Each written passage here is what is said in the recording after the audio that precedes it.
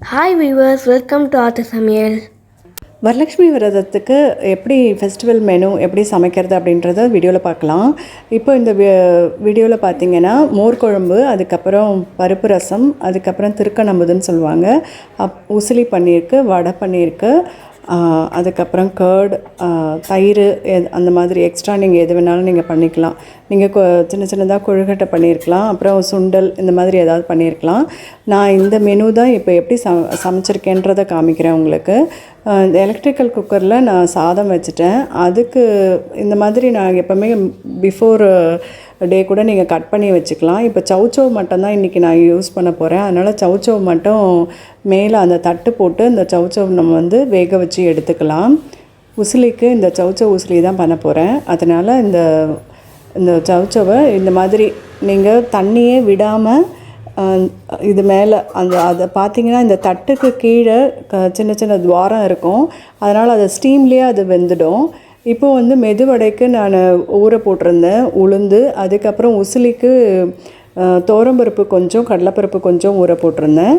அதுக்கப்புறம் மோர் குழம்புக்கும் நான் ஊற போட்டிருந்தேன். 1 டேபிள் ஸ்பூன் துவரம்பருப்பு, அதுக்கப்புறம் ஜீரகம், கொஞ்சமாக பச்சரிசி நீங்கள் ஊற போட்டுக்கலாம், அப்புறம் பச்சை மிளகா, அப்புறம் தேங்காய் வச்சு அரைச்சி எடுத்துக்கலாம் மோர் குழம்புக்கு. இது வந்து உசிலிக்கு. வரமிளகா போட்டு நீங்கள் உப்பு, பெருங்காயம், கொஞ்சமாக மஞ்சத்தூள் போட்டு அரைச்சி எடுத்திங்கன்னா அது வந்து உசிலிக்கு அரைச்சி நம்ம ரெடி ஆகிக்கணும். அதுக்கப்புறம் இப்போ பார்த்திங்கன்னா பூசணி போட்டு தான் நான் வந்து மோர் குழம்பு பண்ண போகிறேன். அது ஒரு விசில் விட்டு நான் வந்து எடுக்க போகிறேன். அது எடுத்தது தான் இப்போ நீங்கள் பார்த்தீங்க. சின்ன குக்கரில் அது சட்டுன்னு வெந்துடும் உங்களுக்கு. அதனால் அது ஒரு விசில் விட்டு எடுத்தாச்சு. அதுக்கப்புறம் இப்போ மோர் குழம்புல நம்ம அரைச்ச கலவையும் இதுவும் போட்டு ஒன்றா போட்டு நல்லா கொதித்து வந்ததும் இதில் வந்து மஞ்சத்தூளும் உப்பும் நான் வந்து சேர்த்துருக்கேன். தயிர் போட்டு கொஞ்சம் தளச்சி வந்ததுன்னா மோர் குழம்பு ரெடி ஆகிடும். இப்போ இதிலே கொஞ்சம் தயிராக விடாதீங்க, கொஞ்சம் மோராக அதை வந்து நல்லா சிலுப்பி இதில் விட்டுட்டோம்னா, ஏற்கனவே கொதிச்சிருச்சு. இப்போ நான் எண்டில் மோர் சேர்த்துருக்கேன். இதில் வந்து லைட்டாக தளச்சி வந்ததுன்னா மோர் குழம்பு ரெடி. இது கண்டிப்பாக வந்து தேங்காய் எண்ணெயில் நீங்கள் வந்து தாளிக்கணும். அப்போ தான் உங்களுக்கு நல்லா வாசனையாக ரொம்பவே நல்லாயிருக்கும். உங்களுக்கு காரத்துக்கு தகுந்த மாதிரி நீங்கள் பச்சை மிளகா நீங்கள் வந்து இதில் சேர்த்துக்கலாம். இப்போ பாருங்கள், லைட்டாக அந்த ஓரத்தில் தளச்சி இந்த கொதி வர மாதிரி இருக்குது இல்லையா? ஸோ இப்போ வந்து ஆஃப் பண்ணிடணும். ஏன்னா நீங்கள் மோர் விட்டு ரொம்ப நேரம் கொதிக்க விட வேண்டியதில்லை. இப்போ இதை வந்து நான் ஆஃப் பண்ணிவிட்டு அதுக்கப்புறம் வந்து நம்ம வந்து தாளித்து இதில் விட்டுடலாம். இப்போ வந்து மோர் குழம்பு ரெடி. அடுத்து உசிலிக்கு அரைச்சி வச்சாச்சு. கொஞ்சம் குறப்பாக நீங்கள் வந்து அரைச்சிக்கோங்க. உசிலிக்கு நான் வந்து ஒரு சின்ன கப்பில் கடலைப்பருப்பும் அப்புறம் துவரம்பருப்பும் மிக்ஸ்டாக எடுத்திருக்கேன். ஒரு சிலர் வந்து தனித்தனியாக எடுத்து பண்ணுவாங்க. எப்படி உங்களுக்கு வேணுமோ அந்தந்த பருப்பு நீங்கள் வந்து சேர்த்துக்கலாம். இப்போ நல்லா தாளிச்சிட்டு கடுகு, உளுந்து, அப்புறம் கருவேப்பிலை போட்டிருக்கேன். அதெல்லாம் நல்லா தாளிச்சிட்டு உசிலி போட்டு நல்லா வதக்கிட்டு, இது வேணும் டீட்டெயில்டு வீடியோ வேணும்னா டிஸ்கிரிப்ஷன் பாக்ஸில் நான் லிங்க் கொடுக்குறேன், அதை பார்த்து நீங்கள் தெரிஞ்சுக்கோங்க.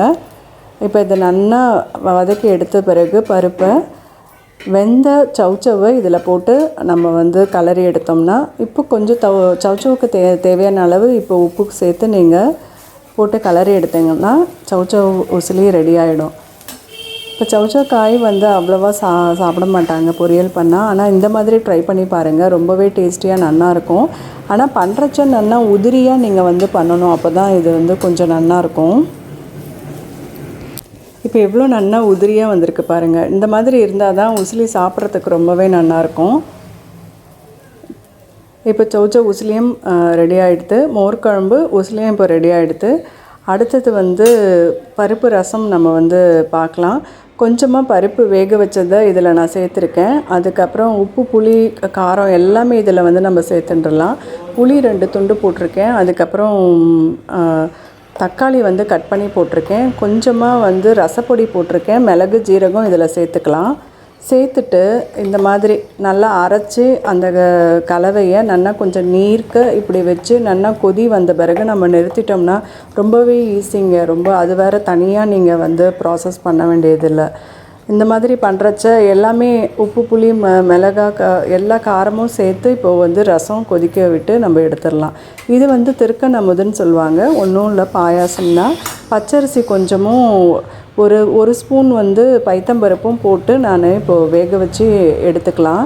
அதை மசித்து அதுக்கப்புறம் அதில் வந்து வெல்லம் சேர்த்து அதுக்கப்புறம் கொஞ்சமாக பால் விட்டு நம்ம வந்து தாளித்து எடுத்தோம்னா, நெய்யில் தாளித்து எடுத்தோம்னா திருக்கணமுது ரெடி ஆகிடும். இப்போ பாருங்கள், இது நல்லா தழைச்சி வருது. நல்லா ஒரு கொதி வந்ததும் கொஞ்சமாக அந்த கொதித்ததுக்கு ரசம் கொதிக்க விடக்கூடாதுன்னு சொல்லுவாங்க இல்லையா, அதனால் இப்போது நான் அந்த கொதித்ததுக்கு கொஞ்சமாக தண்ணி கொஞ்சம் விட்டு அதை வந்து நம்ம இறக்கிடலாம். இப்போ மோர் குழம்புக்கு தேங்காய் எண்ணெயில் தாளிச்சிருக்கேன். இப்போ ரசத்துக்கு வந்து நெய்யில் ஒரு ஸ்பூன் போட்டு கடுகு ஜீரகம் அப்புறம் பெருங்காயம் போட்டு தாளித்து எடுத்திங்கன்னா ரொம்பவே டேஸ்டியாக நல்லாயிருக்கும். ஃபஸ்ட்டே நான் கொத்தமல்லி கருவேப்பிலை போட்டு அது நல்லா கொதி வந்துட்டேன், அதனால் இப்போ நம்ம போட வேண்டியதில்லை. இப்போ சாதம் ரெடி ஆகிடுது. மோர் குழம்பு, பருப்பு ரசம், அதுக்கப்புறம் உசிலியும் இப்போ வந்து ரெடி ஆகிடுது. அடுத்தது வந்து வடைக்கு பார்க்கலாம்.